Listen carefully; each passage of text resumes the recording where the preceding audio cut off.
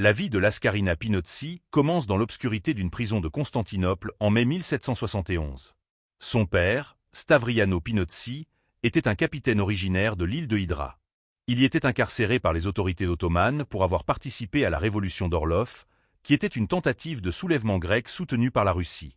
Cette naissance en captivité, dans un contexte de résistance et de répression, semble avoir forgé l'âme de celle qui deviendra le symbole de l'insurrection.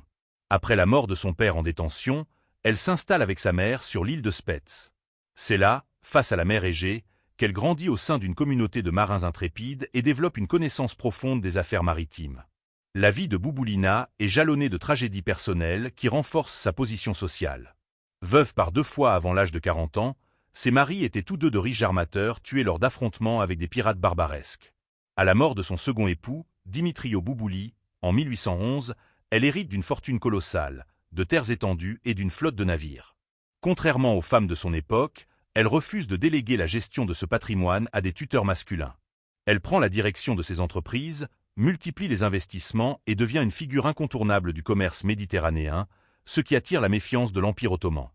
En 1816, les Ottomans tentent de confisquer ses biens sous le prétexte que ces navires auraient servi la cause russe pendant les conflits passés. Bouboulina fait alors preuve d'un génie politique remarquable. Elle se rend à Constantinople et réussit à obtenir la protection de l'ambassadeur de Russie, le comte Stroganov.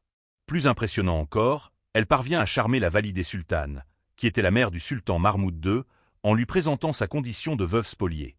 Touchée par son récit, la sultane intervient personnellement et fait émettre un décret impérial garantissant l'immunité de ses biens. Cette victoire diplomatique lui permet non seulement de conserver sa fortune, mais aussi de financer secrètement la future révolution. Revenue à Spets, Bouboulina s'engage corps et âme dans la Filiki Eteria, qui était la société secrète préparant l'indépendance de la Grèce. Seule femme initiée au plus haut secret du mouvement, elle utilise ses ressources pour une entreprise audacieuse comme la construction de l'Agamemnon. Ce navire de 33 mètres est officiellement déclaré comme navire marchand, mais Bouboulina corrompt les fonctionnaires ottomans pour qu'ils ignorent ses 18 canons. Elle fait également stocker des quantités massives de munitions et d'armes dans ses entrepôts, transformant ces domaines en véritables arsenaux en vue du soulèvement imminent. Le 13 mars 1821, Bouboulina est la première à hisser le drapeau révolutionnaire sur son navire amiral. Durant les premières années de la guerre d'indépendance, elle n'est pas seulement une mécène, mais une véritable chef de guerre. Elle commande son propre escadron naval et finance sur ses propres deniers l'entretien de ses troupes. Lors du siège de Nauplie, elle dirige ses navires sous le feu des forteresses ennemies pour maintenir un blocus total. Sur terre, elle entre triomphalement dans Tripolitsa après sa chute aux côtés du général Kolokotroni. Son autorité est telle qu'elle parvient à négocier la survie des femmes du harem ottoman, faisant preuve d'une grandeur d'âme qui force l'admiration de ses pairs. La fin de son épopée est marquée par l'amertume des luttes entre Grecs.